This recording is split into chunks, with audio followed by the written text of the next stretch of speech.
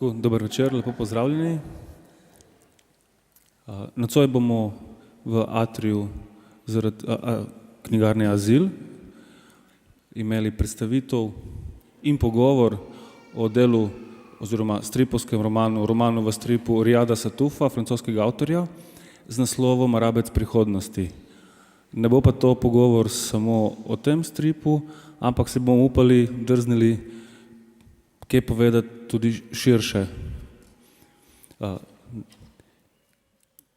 Nocojšnji gosti so prvi na moji levi je gospod Branko Soban. On je dolgoletni novinar in dopisnik iz tujine. Bival je tudi dlje časa na Bližnjem vzhodu in ga dobro pozna. Poleg njega pa sedi dr. Aleš Črnič, sociolog, religiolog in profesor na Fakulteti za družbene vede. Jaz sem pa Bojan Albahari, urednik revije Stripburger, ki je izdala to Riyadovo delo. Zdaj, na začetku bi rad najprej vzpostavil nek okvir in kontekst duha kraja in časa, kjer se dogaja zgodba. Zgodba seveda teče, verjetno že veste, govori o otroštvu avtorja. Avtor tukaj skozi to avtobiografsko delo popisuje svoje otroštvo in odraščanje najprej v Franciji, potem pa v Libiji in v Siriji. In pri tem je zelo iskren, brez rezerv in mislim, da imam zakodirano v delu marsikaj, kar se lahko izlušči šele po enem temeljitejšem premisleku. Tako da zdaj na začetku me bo najprej zanimalo, v kakšen svet se je leta 1978 rodil avtor. Spravi, gospod Soban, kako je bilo takrat v Franciji, kako je bilo recimo v Libiji in kako v Siriji? Pa začnimo najprej s Francijo. Kakšne so bile družbene razmere in okoliščine takrat?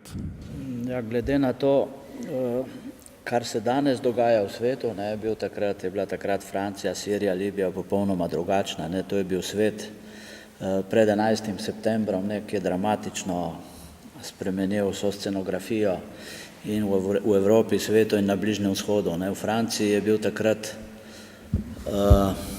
na oblasti predsednik je bil Giscard d'Estaing,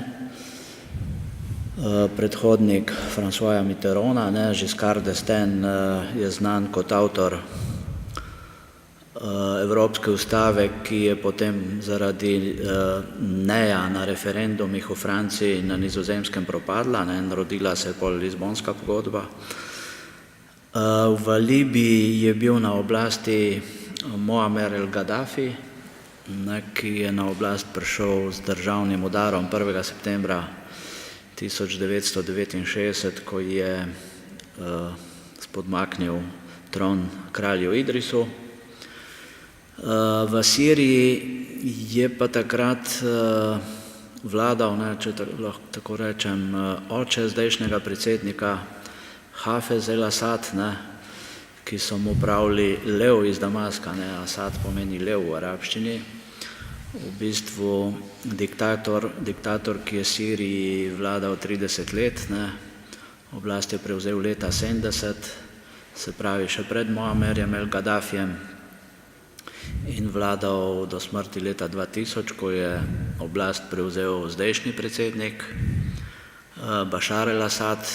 Zanimivo je, da je tudi tukaj ena zanimiva povezava med očetom in sinom. Tudi Hafez el-Asad si je želel postati zdravnik, ampak mu starši tega nekako niso dovolili, niso omogočili in je šel na vojaško akademijo in postal vojak. Sin Bašar, ki zdaj vodi Sirijo oziroma ostanke Sirije, če smo bili natančni, pa je postal zdravnik, oftalmolog, študiral v Londonu in postal predsednik v bistvu po sili razmer. On ni imel političnih ambicij. Predsednik je v bistvu postal zato, ker je starejši brat Bazil, ki je bil nekako predestiniran, da nasledi očeta, umrl v avtomobilski nesreči. Jaz sem takrat bil na Bližnjem vzhodu, ko je zgodaj zjutraj divjal približno 200 km/h s svojim avtomobilom na letališče in v gosti megli treščil in se ubil, ne. In so pol v bistvu čez noč nekako morali najti novega naslednika in ga našli v Bašarju, ne. Se pravi, tukaj je v bistvu, čeprav je šlo za nekakšno, v narekovajih, republiko, je bila v bistvu monarhija, ne, ko je oblast prehajala z očeta na sina, ne. Ampak, če me sprašujete o razmerah takrat, ne, seveda v Libiji in v Siriji, kjer se dogaja tale rabec prihodnosti, je seveda takrat bil mir, ne, za razliko, mir seveda v narekovajih, ne, ampak položaj je bil vendarle bistveno drugačen, ne. Zdaj v obeh državah zdaj vlada popoln kaos, ne. Libija je razdeljena v bistvu na pol, en del imajo v rokah islamisti, ki so v Tripoliju in okolici, drugi malo bolj zmeren del bazira v Bengaziju in Tobruku, ne. Še hujše je pa seveda v Siriji, kjer se pa zdaj spopadajo ne samo različne sirske frakcije in politične struje, ampak v bistvu že kar ves svet, ne. Takšna je bila takrat, mislim, dramatična razlika, ne, med letom 1978, ko se je rodil Riyad Satuf, in današnjimi razmerami na Bližnjem vzhodu, seveda razlika je naravnost dramatična. Kakšen je pa bil odnos recimo Francije kot neke kolonialne velesile do Libije in Sirije, ki sta tudi sodile nekako v njeno interesno sfero? Ja, Libija v bistvu ne. Francija je imela nekdanje kolonije tukaj v Magrebu, ne, Maroko, Alžirija, Tunizija, potem pa še na temle vzhodnem Sredozemlju, ne, kjer je po tistem znamenitem sporazumu Sykes-Picot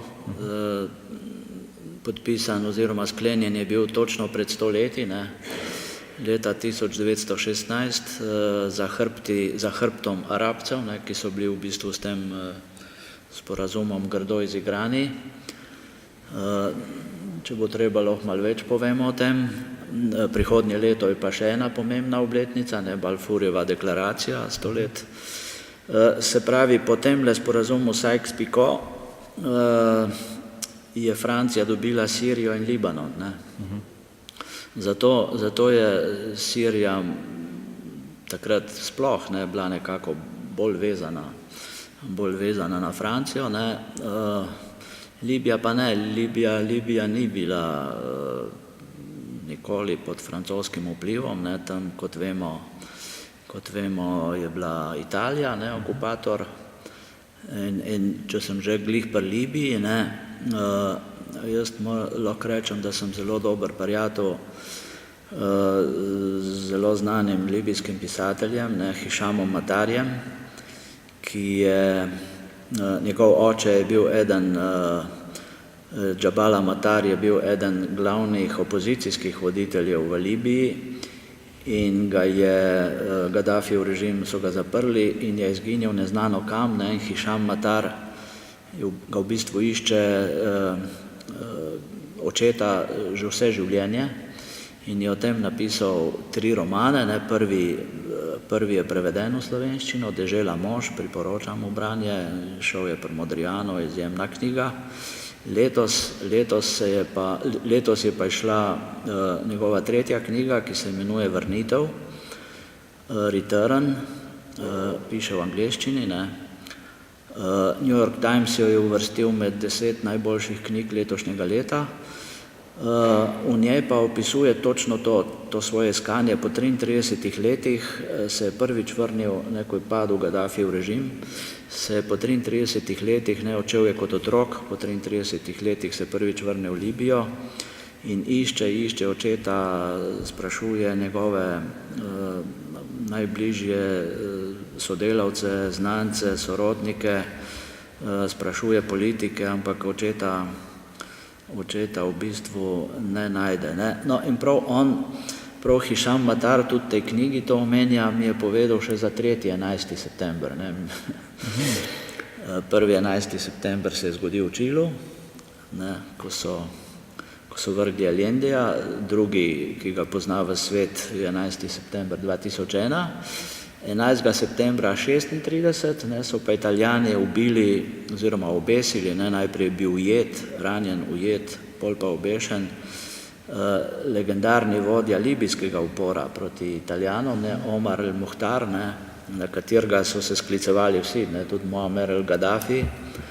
Recimo, ko je bil na uradnem obisku v Italiji, je imel tukaj na prsih sliko Omarja el-Muhtarja, ne, tako da 11. septembrov usodnih, nekateri so usodni samo za posamezne države, tale 11. september v New Yorku je bil usoden za ves svet, imamo kar nekaj.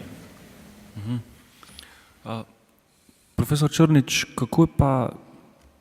kakšna je bila neka duhovna klima, nek miselni okvir Arabcev v Libiji in v Siriji v tistem času, če vzamemo zakup recimo kompletno njihove kulture, no, bom uporabil množino. Ja, najprej hvala lepa za vabilo Stripburgerju, forumu za strip, ZRC-ju v Azilu za ta večer. Super strip je, mislim, meni je fenomenalen. Vprašanje je pa zelo široko in sicer ne, ampak mislim, da lahko ga navežemo na tukaj, kjer smo že začeli zares. Skratka, lepo potegne lok, ne. V bistvu gre za strip, ki izgleda izjemno aktualno, zelo je prepričljiv. To, da je narisan in napisan iz perspektive otroka, je posebej memljivo in učinkovito zaradi številnih razlogov, ampak o tem mogoče malce kasneje. Hkrati pa vendarle je treba pomisliti, se prisiliti, ki ga bereš, da vendarle gre za zgodbo, ki se je dogajala konec 70. in predvsem v 80. letih. In svet je bil, cel svet je bil zelo drugačen. Najprej seveda, skoraj zagotovo najprej zaradi 11. septembra 2001, ki ga gospod Soban omenja, in je to v bistvu prelomnica naših življenj. To je simbolni vstop v 21. stoletje, začetek tako imenovane svetovne vojne proti terorizmu, neka točka, na kateri takratna Busheva administracija manihejsko prebarva svet v črno-belo, dobro, zlo. To je v osnovi religijski diskurs, se spomnimo tistih govorov Bushevih, ne, tega nasilnega, kdor ni z nami, je proti nami in tako naprej. In od takrat naprej še veliko bolj, kot smo pa že prej, zares, ne, vlečemo enačaj, ko rečemo svetovna vojna proti terorizmu, običajno terorizem enačimo z islamom, kar je seveda huda napaka, veliko ideologije je v tem in veliko nevarnosti, oziroma gre za neko spiralo, ki sproža zmeraj nove dogodke in nas vleče vse bolj v to godljo, iz katere se ne vidimo ven. Še neke druge stvari so se seveda dogajale pred tem 11. septembrom, jaz mislim, da velja omeniti ravno tisto obdobje, kjer se začne zadeva, ne, avtor se rodi leta 1978, 1 leto in 2 leti kasneje, leto 79 in leto 80 sta prelomni za naš svet v tem smislu, da se takrat v praksi začne udejanjati neoliberalna revolucija. Leta 1979 pride na oblast Margaret Thatcher, leto zatem hollywoodski zvezdnik prevzame prvi hollywoodski zvezdnik prevzame predsedniški pač ovalno mizo v Beli hiši, Reagan, ne, in v bistvu to sproži v praksi neke procese, ki jaz mislim, da so neposredno pripeljejo potem do 11. septembra. Ne. Tudi veliko stvari se je zgodilo od takrat do danes, svet je zelo drugačen, kot je bil, ne samo zato, ker ga mi beremo drugače, ker seveda smo bili takrat tudi, nekateri smo bili, sem ravno začel v osnovno šolo hoditi in seveda je bilo vse drugače zame, ampak danes, ko sem že kakšno knjigo prebral in ko gledam nazaj, vidimo, da gre za zelo drugačen svet. Vprašanje kulturne klime, vprašanje religije in tako naprej, Bojan, če sem prav razumel, ne, seveda za Arabce je religija bila zmeraj zelo, zelo pomembna, v zgodovini, predvsem pa od 7. stoletja naprej, ko nastane islam. Vendar pa je treba poudariti, da v tistem času se je v arabskem svetu dogajalo marsikaj in da je na nek način islam imel manjšo vlogo v njem, kot pa ima danes. Še zmeraj je imel zelo pomembno vlogo. Tudi v samem stripu vidimo, je pač islam, sicer se strip ne ukvarja kaj zelo posebej eksplicitno z islamom, ampak je neka kulisa, ker je pač nujen, običajen del vsakdanjega življenja. Ampak vendarle so to neka drugo obdobje, ko je pan-arabizem živel, pa bomo mogoče o tem kasneje še kaj rekli, ko je imela socialistična ideja oziroma različne socialistične ideje veliko vlogo v samem arabskem svetu in je bil islam ena od ideologij. Kasneje zaradi že nakazanih pač oziroma omenjenih procesov od neoliberalizma 11. septembra in tako naprej, pa nekatere od teh stvari zamrejo in zares pride ta islamska identiteta še bolj na površje, predvsem pa ne samo islamska identiteta, ampak ena izmed teh začne prevladovati, ta bolj islamistična, zares ekstremistična in tako naprej. Ne? Kako pa recimo, gospod Soban, kako pa vi vidite iz tistega časa pa do danes družbene pa tudi kulturne spremembe v arabskem svetu, konkretno v Libiji in v Siriji od takrat do danes? Ja, malo tega sem že omenil, ne. Spremembe smo bili vsi priče naravnost dramatične, ne. Padec Muammerja al-Gaddafija, katastrofalno stanje v Libiji, popolno razsulo, tisti, ki so lahko kam zbežali, so zbežali iz Libije. Kakšnih perspektiv, da se bo stanje prav hitro uredilo, ni. Še huje pa seveda v Siriji, ne. Zdaj, Hafez el-Asad, ko je prevzel oblast, najprej bil leta 1963 udar, 70. leta je on prevzel vodenje Sirije, je v bistvu začel dramatično obračunavati s politično opozicijo, ki so jo predstavljali v glavnem muslimanski bratje. Tudi pri muslimanskih bratih je takrat pol prišlo do enega razkola, nastali sta dve krili, eno je imelo sedež v Damasku, drugo v Hami in Alepu. No in tisti so bili malo bolj radikalni, če lahko tako rečemo, in leta 1982 je prišlo do krvavega pokola, ko je Hafez el-Asad zbombardiral Hamo. To je eno prekrasno mesto, zlasti stari del Hame, jaz sem tam bil, seveda pred zdajšnjimi dogodki, ko sem bil dopisnik na Bližnjem vzhodu, sem v bistvu prepotoval celo Sirijo in v bistvu ves arabski svet, bil sem praktično v vseh državah, od Maroka in Zahodne Sahare do Irana. V Mauritanijo mi ni uspelo, takrat se je zelo težko dobilo vize. In ta Hama je v resnici bila ena sirska Gernika, to mesto je bilo popolnoma uničeno, zbombardirano, natančnih podatkov, koliko je bilo v resnici mrtvih, ne ve nihče. Nekako podatki se vrtijo od 20 do 40 tisoč ljudi. Stari del Hame je bil tako rekoč zravnan zemljo. Ko sem jaz bil v Siriji, takrat so nekaj obnovili, ampak tista Hama ni več tisto, kar je bila. Se pravi, režim je bil izjemno trd v Siriji za časa Hafeza el-Asada. Jaz sem se pogovarjal z več ljudmi v Siriji in tudi sirsko diasporo. Ena takih mojih sogovornik je bila Rana Kabani, znana sirska pisateljica, hči še bolj znanega sirskega pesnika Nizarja Kabanija. Ona je o tem sama napisala nekaj knjig, govorila mi je strahotne stvari, recimo v Siriji so bile za časa očeta Asada pravi gulagi, ne, kot nekoč Sovjetski zvezi. S tem, kot mi pravi Rana Kabani, s tem, da v bistvu so bili skriti pred očmi.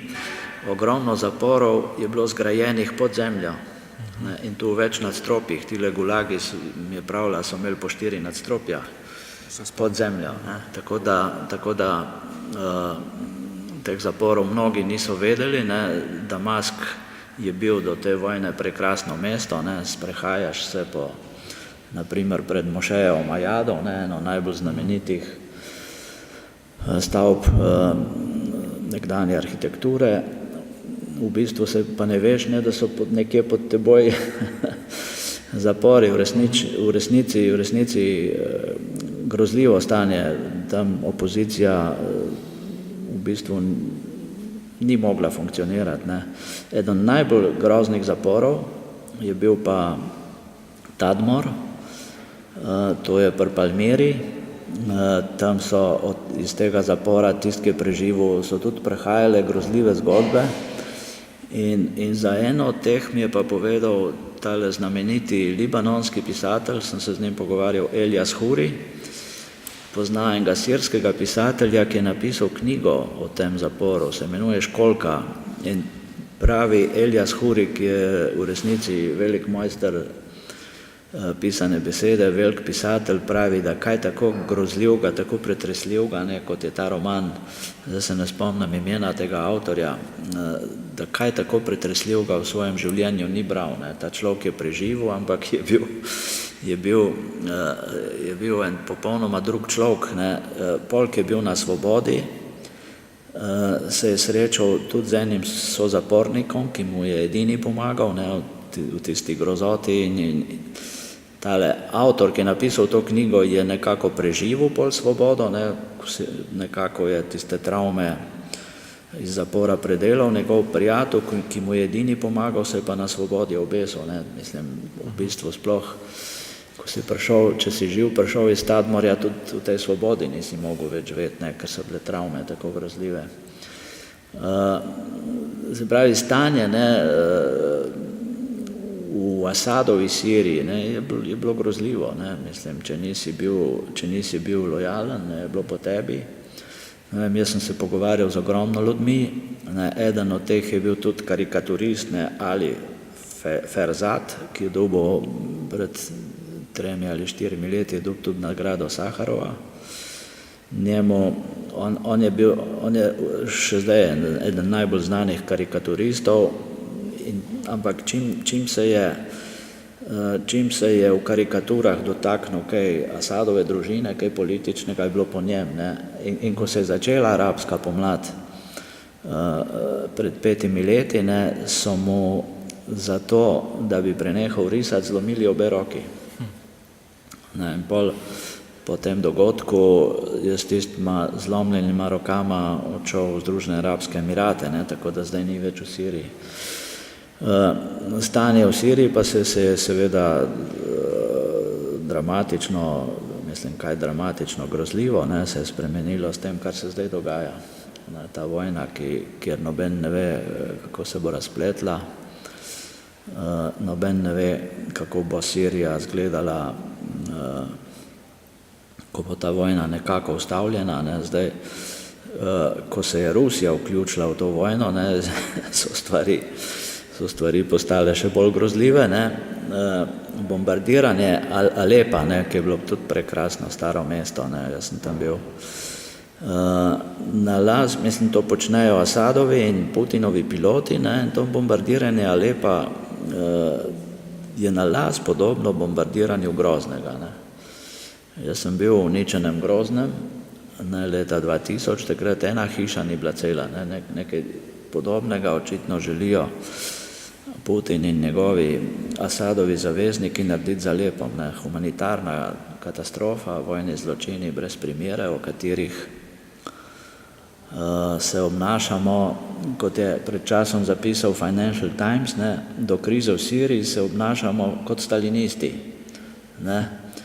En človek je tragedija, ne, 1 milijon mrtvih je pa statistika. Če se zdaj navežem nazaj na Rabca prihodnosti, na zgodbo iz knjige. Riyadov oče je bil sirski študent, ki je prišel študirati v Francijo. Razumem, da so se Sirci mogoče odločili za študij v tujini, ravno v Franciji, ker so mogoče poznali bolje francoski jezik in so bili bolj pod vplivom pač francoske kulturne sfere. Ampak kako pogosto je bilo to? Vi ste omenili prej enega od Asadov, ki je prav tako študiral v tujini. A je bilo to takrat bolj pravilo ali izjema?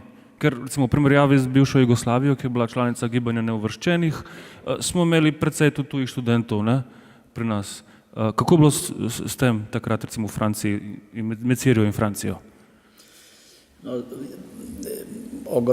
ogromno Arabcev je v Francijo prihajalo študirati predvsem iz Magreba, ne, Tunizija, Alžirija, Maroko, logično, so bili še do nedavna kolonije. Iz Sirije malo manj, ampak tudi je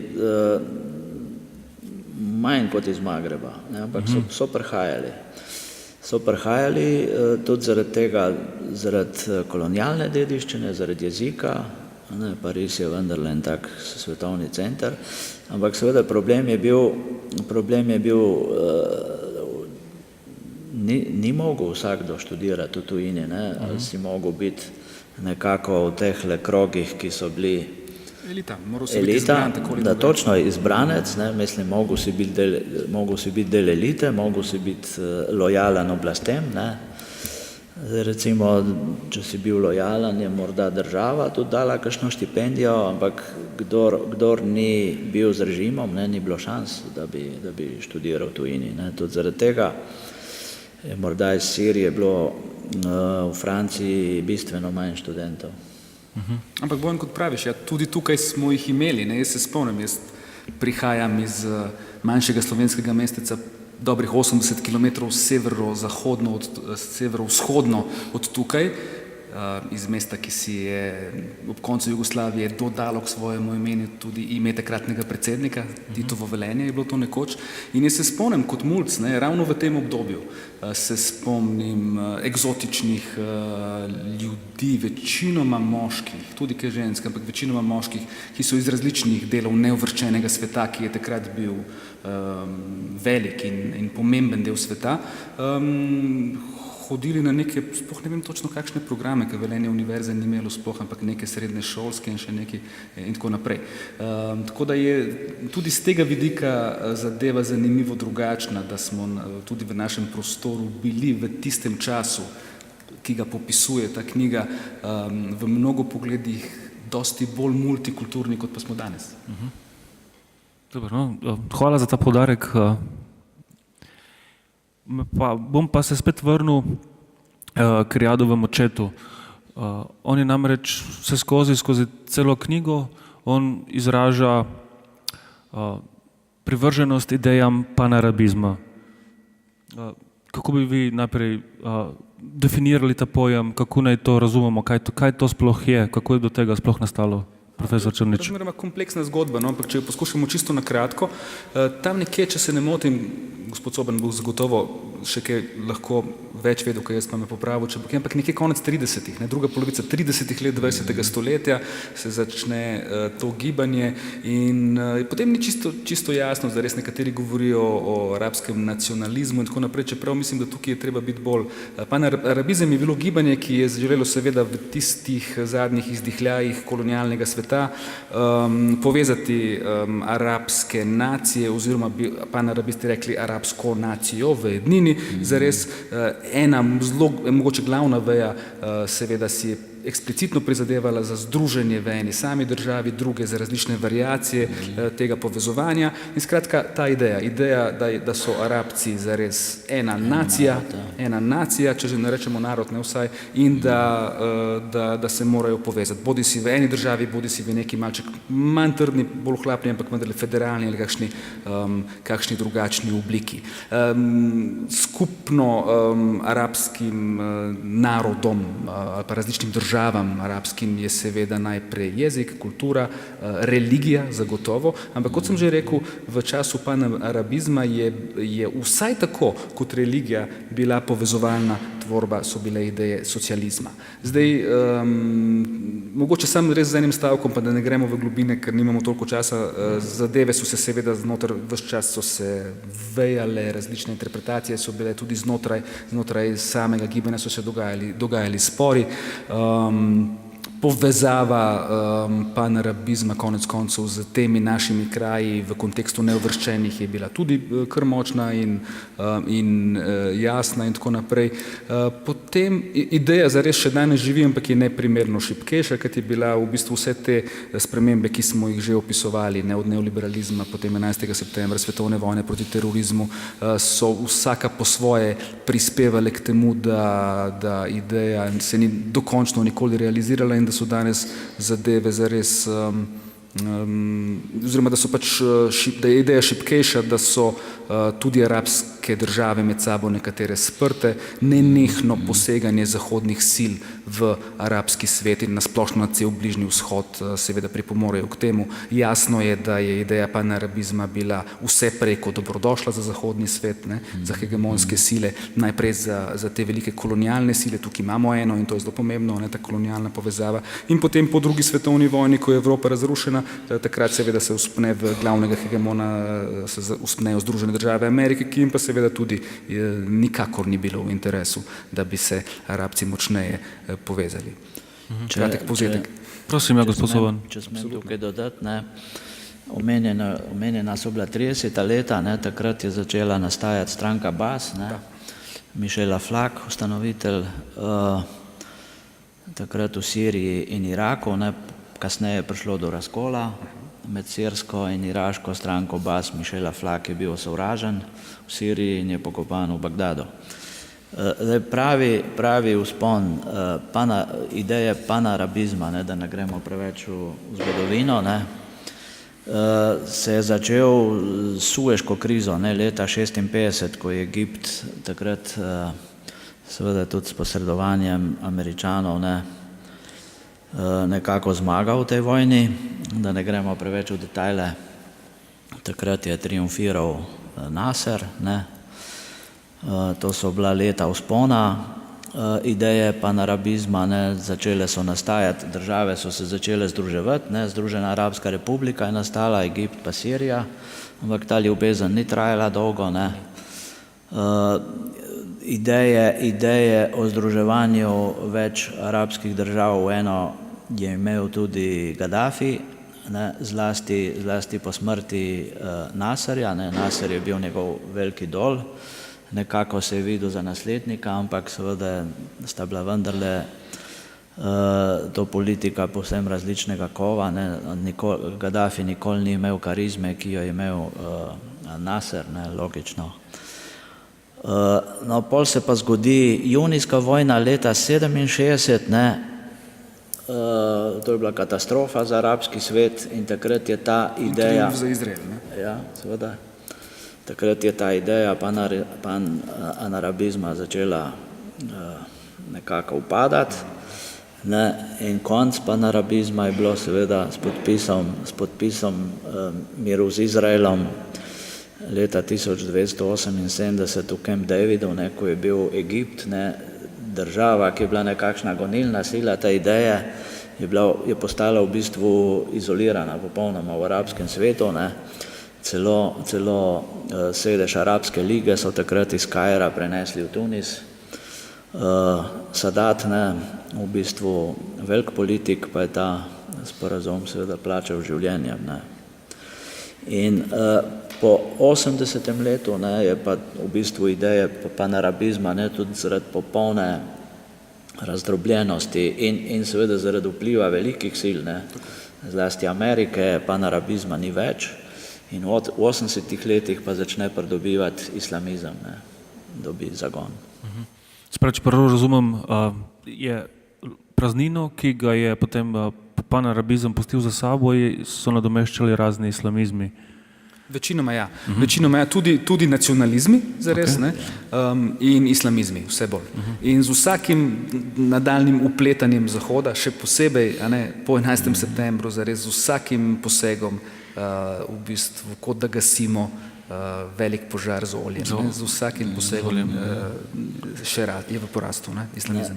Če smem tukaj dodati, ne, tudi te različne politične struje in ideje panarabizma in potem po 80. letu ideje islamizma, različnih struj, ne, islam je zelo, imamo več struj, ni to ne meka. Tudi znotraj islamizma zares, tako je, seveda, absolutno. Ne, Gilles Kepel, tale francoski strokovnjak, ne, lepo dejal, ne, da Meka ni islamska Moskva, ne, islam je zelo razdrobljen, ne.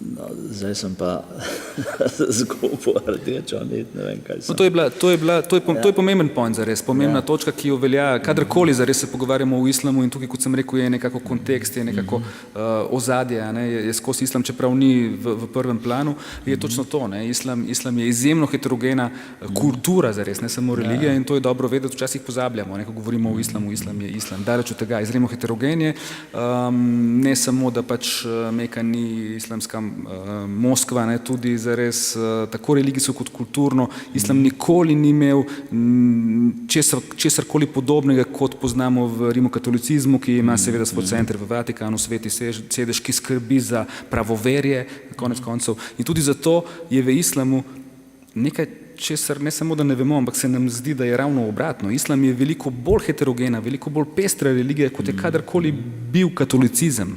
Zato, ker nikoli ni imelo neke vrhovne avtoritete, ki bi skrbelo za pravo vero in preganjalo krive vere, zares. Zato toliko veliko, in to že stoletja, zares, ne, tako veliko različnih pravnih šol, bi rekli, znotraj islama, bi rekli, ne, muslimani, ki so gojili in to v zelo kompleksne višave, zelo različne religijske in tudi konkretne družbene, pravne in ostale teorije in prakse, zares, ne. To danes v tej sploščeni percepciji Zahoda in vsega ostalega zmeraj znova pozabljamo. Sploh se o tem več zares v vsakdanjem življenju skorda o tem ne da nič več zvedeti, ne, v tej heterogenosti in pestrosti. No, to sem hotel reči, ne, zakaj tudi eden od vzrokov za vsa ta vrenja, ne, v arabskem in islamskem svetu. Najprej so Arabci sanjali o samostojnosti, ne, ves arabski svet je bil v bistvu kolonija, ne, najprej so bili Turki, potem so bile zahodne velesile, sanjali so o samostojnosti, ko je prišla pa samostojnost, je pa prejšnjega gospodarja, ne, nadomestil nov diktator in so bili spet tam, kjer so bili. Nikoli niso doživeli tiste svobode, o kateri so sanjali, ne, tudi recimo zgodba Lorenza Arabskega, ne, ki je pomagal Arabcem, pol so bili pa spet prevarani, ne. Zato so se nenehno dogajala ta vrenja v arabskem in islamskem svetu in zato so islamska gibanja postajala zmeraj močnejša, tudi zaradi teh frustracij. Hvala. Ne gre samo za islamska gibanja, ne gre res za islamizem, spon islamizma, se pravi, gre za radikalne interpretacije, ki so fundamentalistične, se pravi, ustrajajo na dobesednem branju svetih spisov, dobesednem upoštevanju svetih spisov kot normativnih navodil, ki jih je treba upoštevati tudi tukaj in zdaj, za življenje v sedanjosti, v modernem svetu, ki so sovražna do drugačnih, ne samo do drugih religij, še bolj do sekularizma seveda, ampak tudi do drugačnih interpretacij islama, ne. Tako da ne gre samo zato, da je islam pridobil ali pa različni islami, ampak posod začnejo pridobivati neke zelo podobne islamistične verzije, ne. Najlepša hvala za ta pojasnila. Mislim, da smo mogoče zdaj dovolj dobro opisali en kontekst in okvir, v katerem se dogaja ta zgodba. Zdaj me pa zanima nekaj tudi več o sami zgodbi. Se pravi, tu zdaj sledimo mlademu Riyadu Satufu, ki se v vseh teh selitvah in spremembah se nekako odziva kot otrok, ne kot sodobni bralec, kot mi, ki beremo to zgodbo. In on svet tako radovedno opazuje s svojimi velikimi očmi, ampak in pri tem ne sodi, samo opisuje in popisuje, kaj se mu dogaja. Pogosto so mu neke navade nenavadne ali pa bizarne, pa jih vseeno recimo začne kopirati kot vsak otrok, ki se uči delovanja v svetu s tem, da oponaša druge. In on sicer doživlja kulturni šok ob selitvi v arabski svet iz Francije, čeprav je zelo mlad, tu pri 5 letih še ni tako močno akulturiran po moje v Francijo in francosko kulturo, kot bi se mogoče mislili, ampak Zdaj me zanima glede tega kulturnega šoka, ki ga bralec doživlja močneje, kot ga je sam otrok doživljal oziroma avtor. Gospod Soban, kako ste recimo vi doživljali te kulturne razlike med nekdanjo Jugoslavijo pa arabskim svetom, kjer ste delovali in živeli? Ja, no seveda ta sprememba, jaz sem prišel na Bližnji vzhod kot dopisnik dela leta 1991, ne. Jugoslavije takrat že ni bilo več, ampak na Bližnjem vzhodu je pa še zmeraj obstajala, ne. Ko sem v Kairu urejal dokumente, ne, akreditacijo in te stvari, so tile gospodje, ne, na pristojnem ministrstvu rekli, kakšna Slovenija, kaj je to, ne. So rekli, mi nič ne priznavamo Slovenije, priznali, v resnici so jo priznali šele leta 1992, ko sem jaz eno leto že tam bil. In so rekli, ti lepo prinesi dokumente. Rdeč dokument, ne, unga te starega. Ti lepo prinesi dokumente z jugoslovanske ambasade. So mi povedali, kje je, ne, na tisti ambasadi je bil včasih v službi tudi pokojni predsednik Drnovšek, ne, za časa Jugoslavije, ampak kot so mi povedali, ni prav dolgo zdržal, se je malo naveličal življenja v Kairu. No, takrat, ko sem pa jaz prišel v Kairo, ne, to je bilo jeseni 1991, je bil pa veleposlanik Hrvat, zdaj se ne spomnim priimka, ki zaradi razpada Jugoslavije ni mogel spraviti domov. Takrat je bila v Kairu, je ambasada organizirala eno veliko razstavo Tjuhe. Ja, in mi je pol tiste slike kazal v njegovi rezidenci, ki jih ni mogel zaradi vojne, ki se je že začela v Jugoslaviji, jih ni mogel spraviti domov, ampak Ampak ste imeli s sabo jugoslovanski potni list rdečega tudi, ne ste imeli oba? Ja, oba. Pa ste več rabili rdečega, temnoplavga? Leta 1991 jugoslovanski, ja, ker Slovenija ni bila priznana, ne, aprila 1992 je zunanji minister Rupel prišel v Kairo in podpisal sporazum in od takrat smo Slovenci lahko uporabljali, seveda pol smo uporabljali samo slovenski potni list, ne, do takrat pa smo mogli tudi jugoslovanskega, ne, se spomnim, jaz sem, kot sem rekel, sem prepotoval ves arabski svet, ne, in sem takrat imel eno turnejo po zalivskih državah, ne. In se dobro spomnim v Katarju, ne, v Dohi, pravi on na meji, mislim malo zlobno, ne, pravi, vi ta jugoslovanski potni list, kar še imejte, ga boste še dolgo rabili, pravi. Ne, seveda to že naslednje leto se je stvar spremenila, ne, se pravi, jaz v resnici, ko sem prišel na Bližnji vzhod, ne, v Kairo, je tudi zame, ne, zato nekako mi je všeč ta zgodba zapisana v temle Arabcev prihodnosti. Tudi moj prihod na Bližnji vzhod je seveda bil neke vrste kulturni šok, ne. Dejstvo je, da mi na Zahodu, zdajšnja dogajanja so to jasno pokazala, premalo poznamo Bližnji vzhod, ne. In mi tudi v nekdanji Jugoslaviji smo živeli skupaj z muslimani, ne, so bili na Kosovu, v Bosni, v Sandžaku, v Makedoniji, ampak šele, ko prideš v islamski svet, ne, ko začneš tam živeti, ko se moraš nekako prilagajati novemu temu kulturnemu miljeju, v bistvu vidiš, da smo premalo vedeli, ne, čeprav smo živeli skupaj, ne, čeprav smo živeli skupaj v nekdanji državi, ki v resnici bila multikulturna, ampak se mi zdi, ko zdaj človek gleda nazaj, da te multikulturnosti nismo znali dovolj izkoristiti in spoznati naše sobrate, sosede. Tako da je bila tudi zame, ne, bil prihod na Bližnji vzhod taka v resnici ena velika sprememba, ne, ampak kot seveda novinar sem to sprejel kot izziv in vsak dan raziskoval, odkrival svet in moram reči, da sem jaz tam izjemno užival v tem delu sveta. To je zame eden najbolj zanimivih delov sveta. Žal ga zdaj pretresajo te dramatične vojne, ne, tako da so možnosti za potovanja, ne, po arabskem svetu zdaj bistveno drugačne, kot so bile takrat.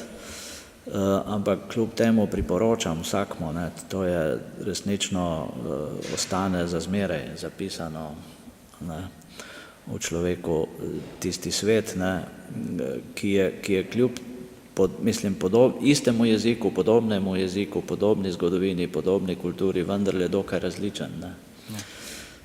So države, ki se Jemen je bil zame ena fascinantna država, ampak se popolnoma razlikuje od drugih arabskih držav. Ne. Tudi tam je bila panarabska ljubezen, ne.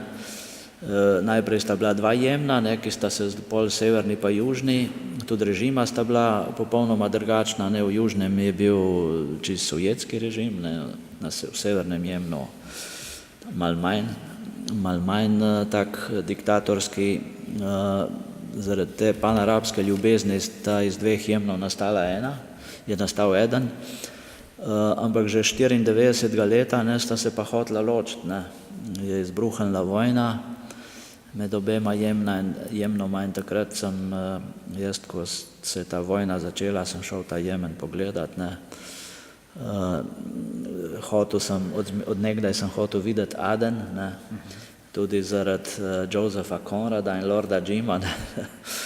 Ko sem gledal ta film s Petrom O'Toolom, ne, pa bral knjigo, sem rekel, Aden moram videti in je res tako fenomenalno mesto, ampak takrat, ko sem jaz bil, je bil precej razdejan od vojne, ne, ko se je vojna v bistvu je že bila v zadnji fazi.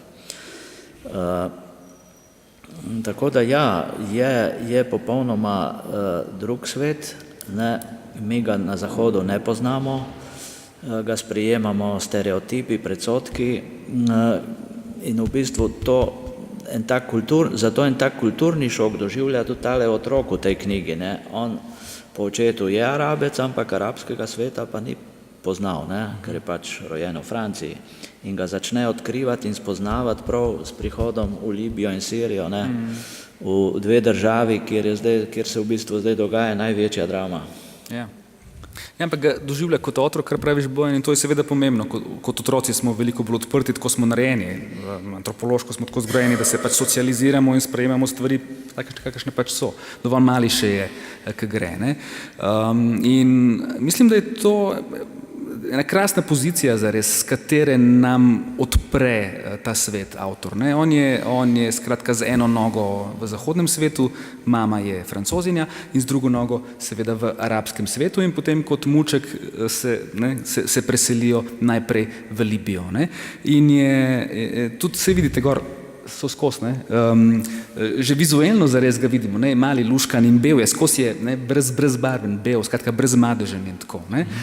Mislim, da to ni naključje, seveda tudi na vizualni ravni, kar potem vidimo tudi pri sami zgodbi, čeprav je vešče lepo zapakirano in ni zelo nasilno na prvo žogo, ampak ta nedolžna pozicija otroka je tista, s katere si avtor dovoli povedati marsikaj. Mnogo več, kot bi si lahko dovolil povedati, če bi bil glavni junak odrasla oseba, ne.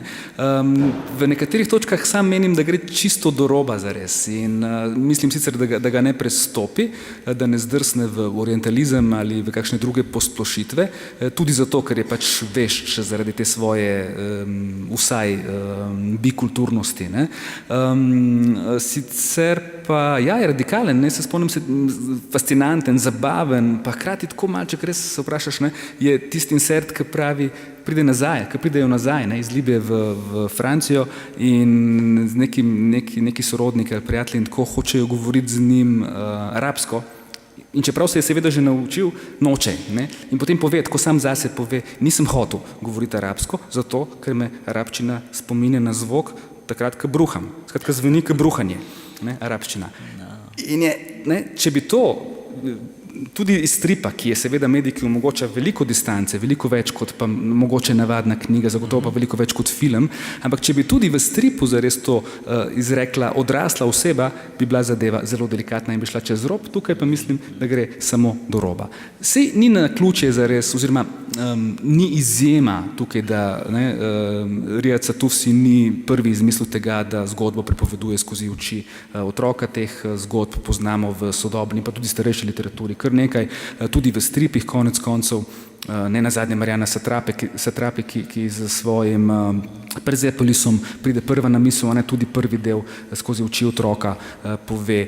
Tudi pri nas konec koncev imamo ne tako daleč nazaj, čeprav je to že predzadnje delo Semire Kentrić, Balkanalije, odraščanje v bivši Jugoslaviji in tako naprej in tako naprej. Skratka, zdi se mi, da je ta pozicija, ta očala, ki jih dobimo z glavnim junakom, ki je otrok, da je zelo plodna in da nam omogoča bolj raztegniti to optiko na svet, ki je seveda delikaten, občutljiv v tem sedanjem trenutku, ko ga razumemo tako zelo sploščeno in ko vsaka delikatna omemba zares problematičnih stvari nosi s sabo nevarnost, da prehitro zdrsnemo v posploševanje. Mislim, da prekrasno pokaže problematičen odnos islamskih družb do žensk, skozi mamo. In ga ne prikaže skozi nobeno eksplicitno vprašanje, skozi nobeno, noč, ampak samo kako preprosto je mama skozi v ozadju in tu in tam kaj navrže, ampak kako je zares čist zadnji. Izjemno nežno naslika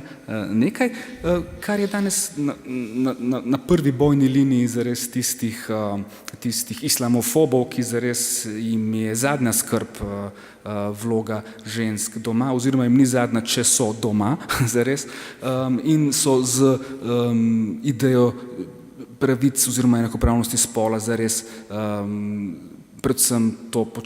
so predvsem islamofobi, skratka, to hočem reči. Skratka, tukaj te nevarnosti mislim, da se vešče izogne, zato ker je pač zelo inteligenten strip, konec koncev avtor je, to ni njegov prvi strip, avtor ima silovito kilometrino, dela tudi filme, zelo uspešne filme, nagrajene filme in tako naprej. Hkrati pa nekaj temu pripomore tudi ta optika, pozicija, pripoveduje namreč otrok.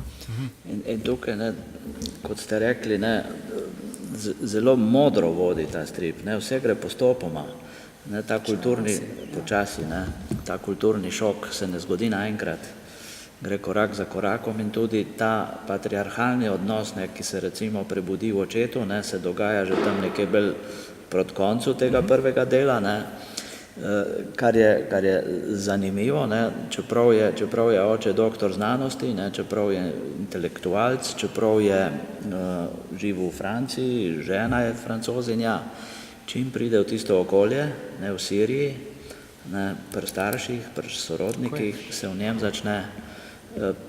v njem začnejo prebujati te njegove korenine. Temu rečemo moč kulture, kultura. Kako pa mislite, da je sploh prišlo do te odločitve, da se tako neposredno in brez zadržkov prikaže, odpre to mogoče gnojno rano in prikaže neke nelaskave stvari znotraj arabske kulture? Je to mogoče avtorjev način spopada z simbolnim očetom oziroma oedipalni umor, ker pač oče bil panarabist in tega sigurno si ne bi želel slišati?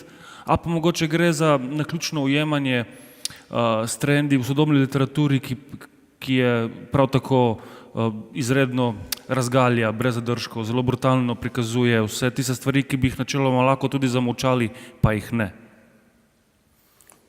Ja, pač seveda, lahko je oboje, po mojem. Zdaj, kakšna je osebna zgodba avtorja in kako je on obračunaval ali ni obračunaval z očetom, tega ne vem, ampak seveda, možno je oboje. Gre preprosto za soočanje z svojo osebno zgodbo, se mi zdi. Zgodba je dosti intimna in v tem smislu tudi zaradi tega verjetno še bolj prepričljiva. Vsaj jaz osebno sam sem jo tako doživljal. Drugače pa pač, ja, gre za obračun z svojim otroštvom, svojo zgodbo, ki je pač slučajno takšna, kot je.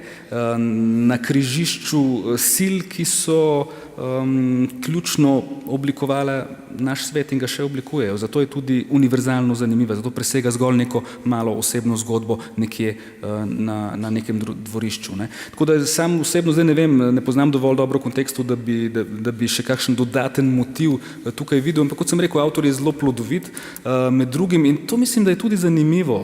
Jaz sem to šele kasneje zvedel. Jaz nisem vedel, Riad Satuf je bil celih 10 let, polno desetletje, je bil redni sodelavec, se pravi vsak teden je narisal kratek strip za Charlie Hebdo, za francoski satirični tednik, ki so ga zdaj bo 2 leti, odkar so postrelili velik del uredništva, 2 islamista. Skratka, Riad Satuf je bil 10 let, polnih 10 let je vsak teden narisal kratko pasico stripa za Charlie Hebdo. In ko potem, jaz ne poznam tistih njegovih stripov od tam, čeprav mislim, da so tudi šli potem v posebni knjigi ali celo več njih, zveščičih, ampak ko primerjam humor Charlie Hebdoja s tem stripom, vidim, da gre za zelo, zelo drugačen humor. To je zanimivo, jaz sem o tem tudi nekaj pisal po tistem, po tistem seveda tragičnem in vsega obsojanja vrednem incidentu, potem, ko se je svet za nekaj kratkih trenutkov poenotil pod sloganom Je suis Charlie, mi vsi smo Charlie, in smo s tem zaprli prostor za razmišljanje in tako naprej. Skratka, tukaj smo pri tem kompleksnem vprašanju sodobnih trkov med svobodo mišljenja, svobodo govora, svobodo izražanja na eni strani in religijsko svobodo na drugi. To je eden od številnih incidentov, kjer sta ti dve svoboščini zelo trčili in s tem, ko je svet se poenotil, tudi se spomnimo tistih milijonskih protestov v Parizu in številnih drugih mestih, ki pa so imeli tisto sramotno prvo vrsto politikov z dolgim praznim prostorom, varovanim za njimi. Politikov, med katerimi jih več kot polovica precej brez zadržkov in učinkovito zatira svobodo mišljenja in njegovega izražanja doma. So se tukaj in tudi muslimane, seveda, so se deklarativno poenotili pod sloganom Mi vsi smo Charlie. Jaz sem takrat, nisem bil seveda niti približno edini, nekaj nas je bilo, ki smo opozarjali, da pač kakor ni tabujev za humor, tudi ne more biti tabujev za našo percepcijo humorja. In prišel do sklepa, da pač je humor Charlie Hebdoja bil večinoma sicer levičarska, radikalna revija, po sami orientaciji meni osebno sicer blizu, ampak se ni dalo zares, se ne da še zmeraj izogniti občutku, da je humor Charlie Hebdoja prevladujoče, ne izključno, ampak prevladujoče humor, že če pogledamo fotografije brutalno umorjenih karikaturistov, gre za večinoma za starejše bele moške. In če poskušamo razmišljati o kontekstih, o trkih in tako naprej, ki jih imamo, potem je treba se vprašati tudi o naravi našega humorja. Riad Satuf pač dokazuje, da, se pravi, res me zanima in se moram potruditi pogledati, kaj je risal za Charlie Hebdo. Ker ta humor je drugačen, ta humor je, Bojan, kot si sam opozoril, že zares oziroma ta zgodba, se ne gre toliko za humor, gre za avtobiografsko zgodbo, ki gre zelo do roba, zares je radikalna, brutalno pokaže njegovo izkušnjo, zgleda prepričljivo, nikjer se nam ne pojavi pač vprašanje, ali se zdaj izmišljuje ali se ne in tako naprej, ampak nikjer pa mislim, da ne gre niti približno tako zelo čez, kot je Charlie Hebdo namenoma in načrtno pogosto šel. Malo manj politično, Malo manj politično, vendar že dolgo vemo, kako je lahko osebno, intimno, še najbolj politično in ravno zaradi tega, ker ni politično na prvo žogo, mislim, da je še veliko bolj učinkovito. Ravno skozi te mikrozgodbe, kot sem že rekel, način, kako naslika svojo mamo, nobenega velikega vprašanja ne odpre o njej, nobenega velikega vprašanja o ženskah, kako se njimi ravnajo in tako naprej, ampak ves čas, skozi vse te segmente in potem, ko odložiš, pa razmišljaš, se res za Božjo voljo, kaj pa mama, zakaj pa nikoli nič ne reče, ima sploh ona kakšno besedo? In tako naprej. Način, ki je seveda veliko bolj subtilen, mogoče za množice, zagotovo za množice, zato ostane neopazen, ampak za tistega, ki ima voljo in ki se mu da pač malo bolj pogledati in si vzeti trenutek, pa veliko bolj učinkovit. V tem svetu, v katerem nas bombardirajo z slogani, ki ne smejo biti daljši od 3 besed. V tem smislu mislim, da gre za delo, ki je seveda bolj zahtevno, ampak hkrati je to delo, ki je na nekem višjem nivoju in zato je to nekaj, kar je pač literatura, umetnost, kakorkoli so še te izrazi danes v teh naših postmodernih časih mogoče vprašljivi. Še ena zanimivost, to v bistvu se predstavlja kot kot graphic novel, se pravi grafični roman, risoroman, nekateri pri nas prevajajo in tako naprej. In to je nekaj, kar je v zadnjih letih zelo v vzponu zares. Ena od tistih stvari, ki se zelo dogajajo po celem svetu zares. Imamo te veliko avtobiografij, zelo veliko in tako. Zanimivo, zakaj ne uporabljajo besede strip, ne? Sem malo razmišljal o tem in zato, ker, kako se reče v angleščini stripa? Imamo kakšen drug izraz za comic books. Ne, v ameriški angleščini so komiks, ampak komik pomeni komik, skratka neke šaljive, ali se zafrkavamo, skratka ali gre za humor, ali pa imamo predvsem v ameriški tradiciji, imamo super junake, vseh teh Superman, Superwoman, Spider-Man, Batman in tako naprej. Ne. Skratka, beseda strip nima te ne, zelo enodimenzionalna je, komik označuje eno tanko linijo, strip pomeni pa mnogo več, kot da se mi zdi, da imamo v slovenščini boljši izraz. Ne tako, ravno kar zares, par mesecev nazaj smo imeli v Vodnikovi domačiji razstavo slovenskega stripa z naslovom To je orožje. Iztok Siter je uredil katalog, ki je zares v bistvu monografska predstavitev slovenskega stripa v 20. stoletju, kjer pokaže, da je slovenski strip v Sloveniji imel že pred drugo svetovno vojno, potem skozi celo vojno, po vojni in tako naprej, da je imel ves čas, ni bil komik, ampak je bil družbeno kritičen, je bil subverziven, ne, zelo dekonstrukcija in tako naprej. Ne. Tako da v Sloveniji imamo zares neko zelo bogato tradicijo tega stripa in verjetno zato nimamo težav s tem, da rečemo tako dobri, kompleksni knjigi, prepričljivi knjigi, ki je zares na nivoju literature, da je rečemo strip. V angleščini pa res to ni komik, ne. Tako da v tem smislu res razumeš, zakaj so morali izumiti graphic novel. Se pravi, lahko ugotovimo, se bomo strinjali, da je tudi neka moralna sodba prisotna v delu, ni pa na prvo žogo, oziroma je treba malo zakopati pod površje, da bi jo našli.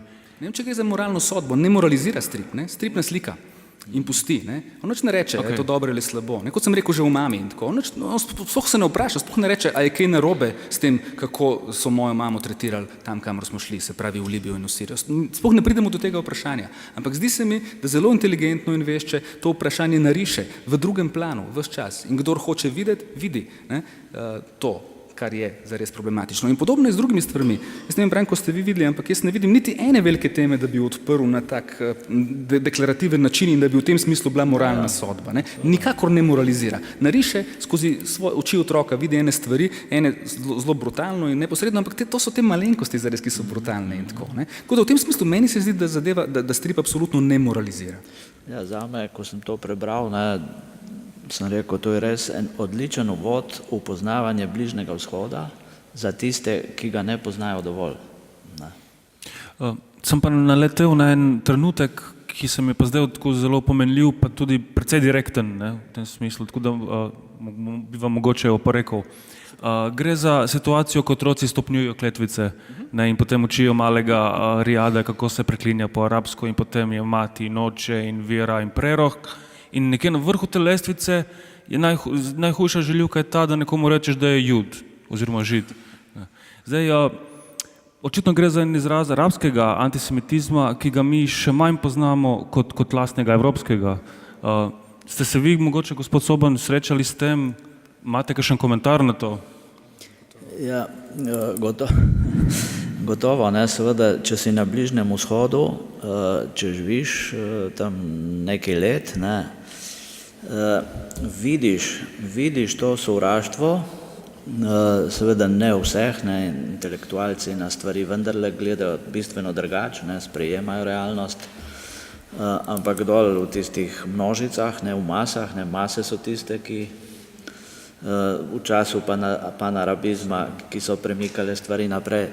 In tudi v času arabske pomladi. No tudi, seveda, logično, ja, spet mase, ne, brez množic ni nič, ne. Se pravi, v teh množicah pa čutiš to sovraštvo do Izraela, ne. Zdaj, okay, da ne gremo pregloboko, zdaj, glavni vzrok v arabskem svetu za sovraštvo do Izraela je Palestina, ne, palestinski problem, ne. Tudi pravijo, palestinski problem je mati vseh problemov na Bližnjem vzhodu. Ne. Če bi bil palestinski konflikt rešen, ne bi odpadle mnoge druge krize. Ne. Ta Palestina nenehno regenerira nekako zmeraj vsakmu pride prav, ne. Tudi politika zlorablja, ne, palestinsko vprašanje, ne, tudi pri Arabcih, ne, za svoje cilje, ne. V bistvu zanimiv je egiptovski primer, ne, vsi egiptovski voditelji, ne, zlasti pol Mubarak, ne, Sadat je naredil mir z Izraelom in to plačal življenjem, ne, ampak Mubarak je tudi nenehno govoril o Palestincih, ko je bilo pa treba, ko so pa Izraelci napadli Gazo, ne, prvič, pol drugič in tretjič, je pa zaprl mejo z Egiptom, ne, da Palestinci ne bi bežali na varno v Egipt, ne. Ker je sam režim v Kairu videl v Hamasu nekakšno nevarnost, ne. Ker v bistvu Hamas je nastal v bistvu iz muslimanskih bratov, ne, ena veja. In muslimanski bratje so pa za Mubaraka in zdaj za Sisija, ne, najhujše možno zlo.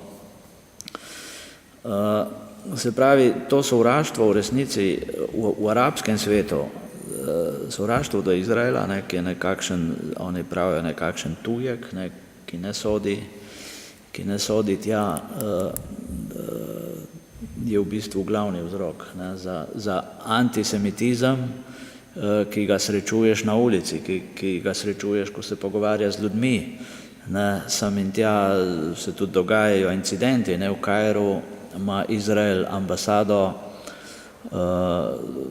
v bistvu je bil Egipt edina, dolgo časa edina arabska država, kjer je obstajala, ne, izraelsko veleposlaništvo, ampak zaradi varnostnih razlogov, ne, security, danes posod na Bližnjem vzhodu in v Ameriki govorijo samo security, so to ambasado postavili v enem nebotičniku, zdaj se ne spomnim, jaz sem tam bil, ker smo od začetka še rabili vizo. Tam v 90-ih letih smo za pot v Izrael rabili vizo, ne, zdaj pol je bila ukinjena, ne rabimo več. Se pravi, sem bil v tistem nebotičniku nekje v 12., 13. nadstropju. Tako da ti, mislim, en človek z ulice ne more priti čez vse tiste kontrole in lifte, ne, gor do ambasade, ampak... Tam se pa tudi ne da vršiti gor, ne? Ja, no, ampak ker se pa ni dalo z lifti, ne, so pa enkrat z raketo, ne. So spustili raketo v nebotičnik, ne, sovražniki Izraela v Egiptu, ki jih je vendarle ogromno, ne, se zaradi tega je Sadat plačal življenjem, ne.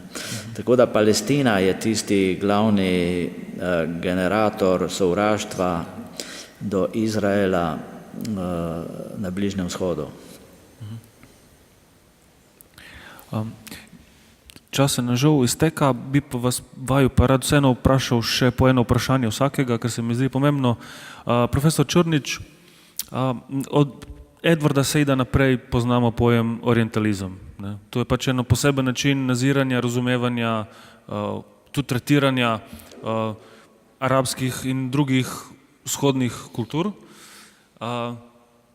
Zdaj me zanima prvič, ali moramo tudi to knjigo mogoče brati upoštevajoč ta orientalizem, se pravi to, da mi nimamo mogoče najboljše slike in da ga mistificiramo, da ga bodisi demoniziramo ali pa fetišiziramo, ta vzhod. In drugič me zanima, če bi lahko po analogiji z orientalizmom lahko govorili tudi o okcidentalizmu, se pravi o načinu, kako vzhodni svet vidi zahodni svet. Ja, seveda, po Saidovem orientalizmu zagotovo beremo vse te stvari drugače. Svet je drugačen po njegovi knjigi, s tem, ko nam tako zelo prepričljivo pokaže, kako je naša optika zmeraj. Hočeš nočeš zares obremenjena s to kolonialno zgodovino, ki se razteza vse do današnjih dni, tudi postkolonialni svet je seveda in današnji svet tukaj in zdaj zares, ne, je zelo determiniran z geostrateškimi, ekonomskimi, političnimi, vojaškimi interesi Zahoda. Prej so bile to pač kolonialne države, kot smo že rekli, ena glavnih med njimi Francija, seveda Velika Britanija, tudi številne druge, v Libiji Italija zagotovo. Po drugi svetovni vojni pa so to Združene države Amerike. Jasno, Saidova knjiga je pač nujni pripomoček, nujna leča, ki si jo moramo ustaviti nasploh, ko opazujemo svet okrog sebe in tudi za to knjigo je več kot dobrodošla.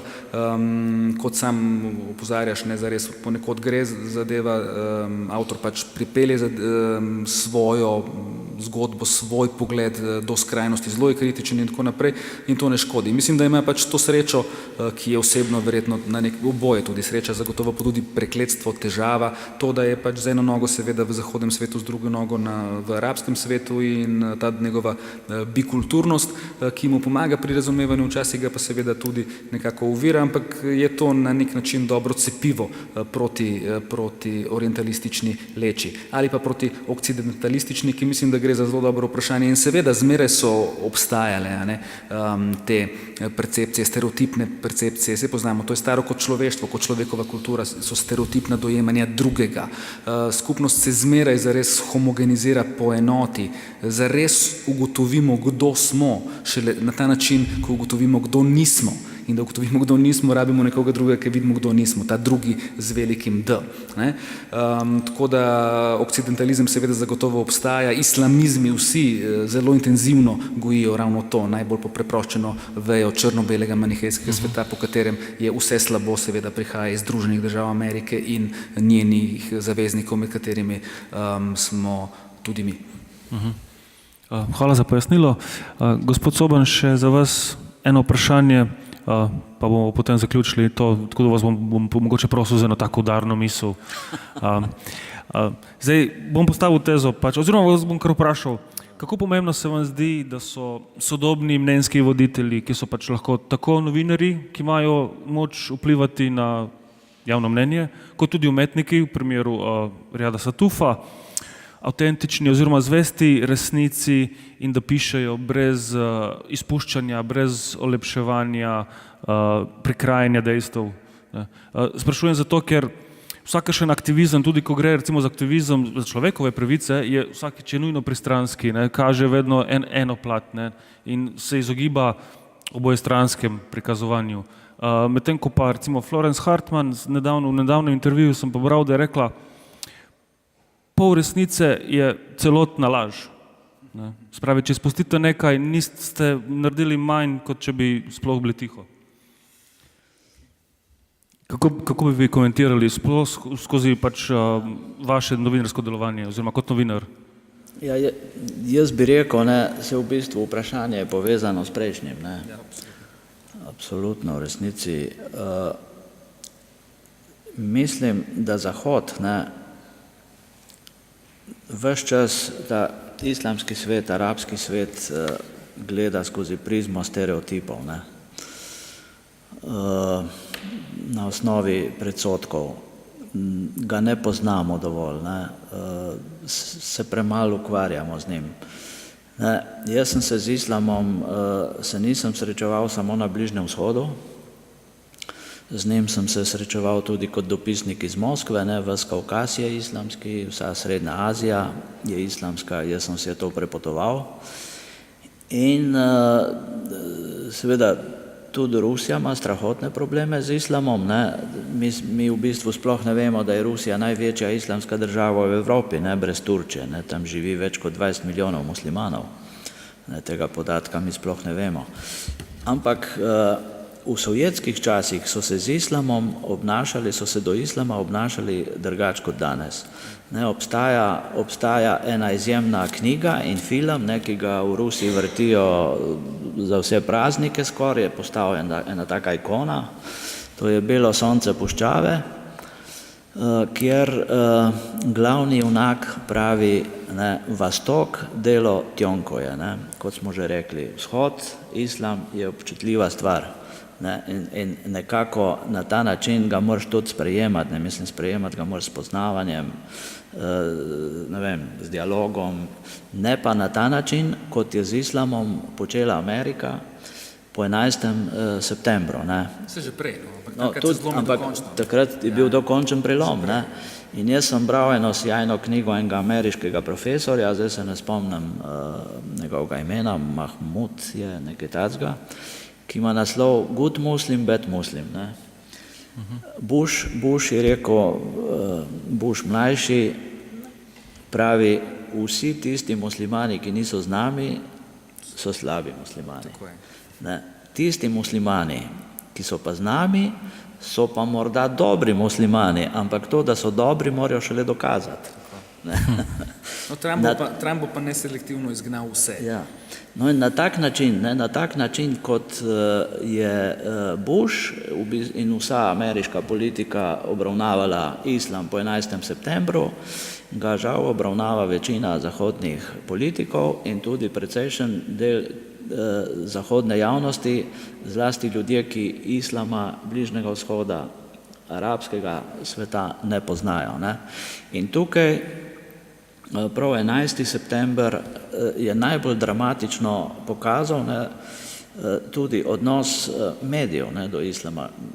Mediji so po 11. septembru v bistvu padli na pomembnem izpitu. Veliko je bilo laži, ne, tudi podtikanj, namernega zavajanja in to je dejal tudi takrat Edward Said, ne, da so zahodni mediji v bistvu s pristajanjem na laži, ne, ki jih je servirala politika, v bistvu tudi sami postali del vojne proti terorju. Ne. Jaz moram reči, da ameriški mediji, seveda v Ameriki je ogromno dobrega novinarstva, ne, to mislim, so mediji, zlasti tisti, ki niso del mainstreama, imajo vrhunske strokovnjake, profesionalne novinarje.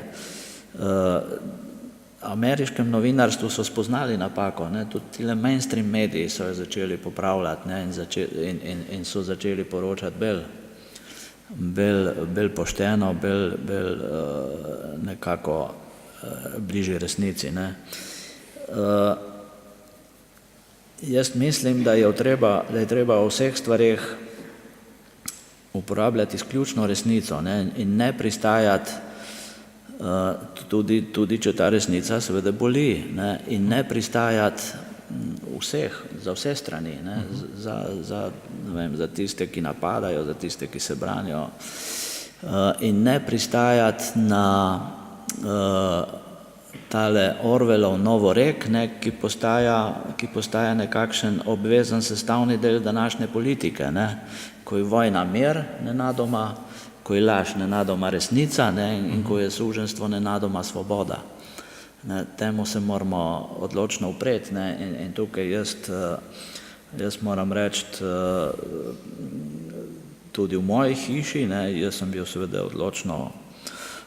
bil po 11. septembru, jaz sem bil odločno proti vsem vojnam, ne, ampak ta moj glas je bil nekam utišan v redakciji, ne, nenadoma ena velika euforija za vojne, za odstranjevanje diktatorjev, ne, ampak problem vseh teh vojn, ne, ki se, recimo, vojna v Afganistanu, jaz sem bil v Afganistanu, ko se je začela vojna, ne, zdajšnja, oktobra, novembra. Začeli so že Rusi daleč nazaj, kdaj že 80, kdaj so začeli Rusi? Ne, 79, do 89, 10 let. Zdaj, ko se je začela tale nova vojna proti Afganistanu, po 11. septembru sem jaz tam en teden bil. Mislim, da sem bil tam konec oktobra, začetek novembra. Ta vojna traja, zdaj je že v 16. letu, ne, mislim, vojna v Iraku traja tudi že 13 let, od leta 2003. Ta vojna je sploh problematična v Iraku, ne. Že kar nekaj časa je, kar smo uspešno odstranili diktatorja, ne, in kakšni so rezultati. V Libiji smo govorili, kjer smo uspešno odstranili diktatorja in kakšni so rezultati in tako naprej. Problem ne teh, tu sem hotel reči, teh vojn, ki trajajo zdaj že poldrugo desetletje, je, da je Amerika imela samo plan A, odstranitev diktatorja, plana B, kaj bo pa pol, pa ni bilo. Zato imamo zdaj popoln kaos, ne? Popoln kaos, ki poraja samo nove katastrofe. Ne? Še zadnje vprašanje, ampak res kratko, toliko da povzamemo za oba. In sicer, če lahko v 2-3 stavkih na kratko poveste, kaj mislite, kaj je največji prispevek Arabca prihodnosti? Kaj nam sporoča, kaj nam pove, kaj je tu največja pridobitev, kaj bi vi izpostavili?